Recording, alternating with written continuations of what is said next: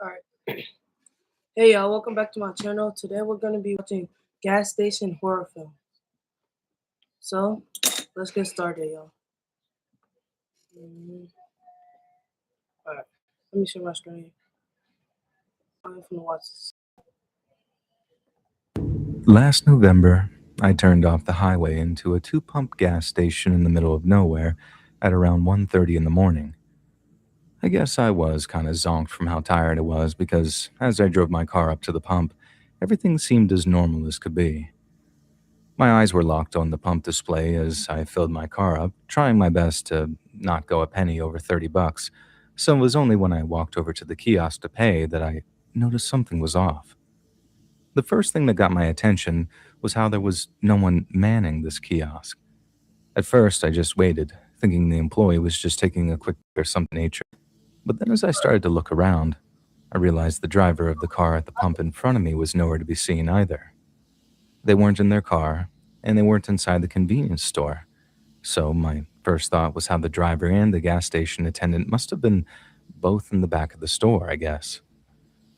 I got this momentary chill, thinking I might have interrupted a robbery or something, and I was suddenly very hesitant to knock on the glass or call for service.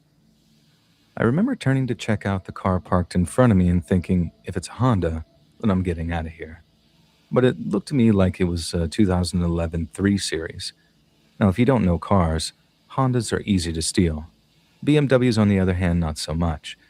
And while that didn't completely preclude the possibility that there was a robbery in progress, it reassured me enough that I started knocking on the glass and asking if there was anyone there. I knocked once and then twice, and then after the third time, I knocked on the glass in as many minutes, and it hit me that something highly unusual was clearly going on. My first thought was to try the door to the convenience store. I'm pretty sure it was supposed to be locked, but when I pushed, the door swung right open for me.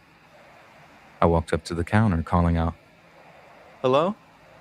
the whole time. And then, thinking there might have been some kind of medical emergency, I jumped the counter and took a look around the back of the store. There was a bathroom and a storage room and a small office, but all three were unlocked and empty. Then and only then did I realize that the entire gas station was completely deserted. I checked around the back just to be sure, but I figured that there'd be no one there. And then once I was 100% sure something seriously weird was going on, I pulled out my phone and got ready to dial 911. I wasn't still 100% sure what to do, so I called out again, but much louder. And when that got no response, I called the cops. I know that, at first anyway, that the dispatcher thought that I was just some jerk customer who was angry my gas station attendant wasn't there when I needed them. But once I properly explained that there was literally no one to be found, anywhere on the premises or elsewhere, she started to take my call a little more seriously. She asked where I was, and when I told her, she asked if it looked like there had been a robbery. I remember asking, how the hell would I know?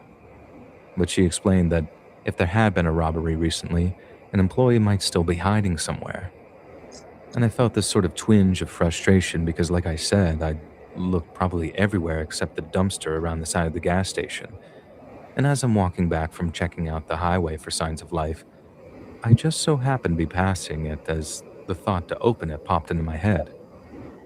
I wanted to be able to say to the dispatcher, "There, I even checked the station's dumpster. There's definitely nobody here, ma'am." But when I opened the dumpster, there they were. I only caught a glimpse of what was inside before I dropped the lid of that dumpster and backed off like the thing was radioactive. But a glimpse was enough for me. There were two bodies in there, all bent out of shape with dark stains all over their clothes, and one of them was almost certainly wearing a gas station uniform. I remember saying something like, "Oh, Jesus, oh my God," pacing away from the dumpster in a state of total shock, whisper in my ear, Sir, tell me what's going on, sir." And I told her, "They're in the dumpster. Jesus fucking Christ, they're in the goddamn dumpster." The cops arrived in about 10 to 15 minutes, and by then I'd run off near to the highway to puke up all the contents of my stomach. And I'd remembered that thing about preserving the integrity of crime scenes, so in a wild panic, I'd actually puked as I was running, then had to hold puke in my mouth for a few seconds before I puked even more out near the highway. And after that, I just walked back and forth hitting my vape until I saw a cop car heading towards me down the highway, and then after talking to one of the officers for a few minutes, he told me I was free to leave.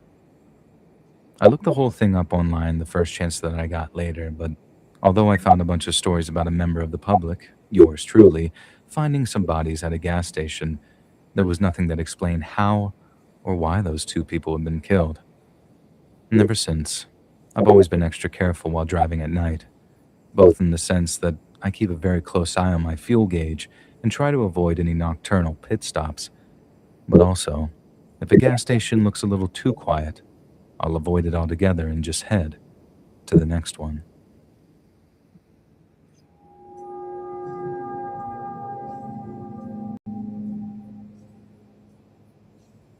I used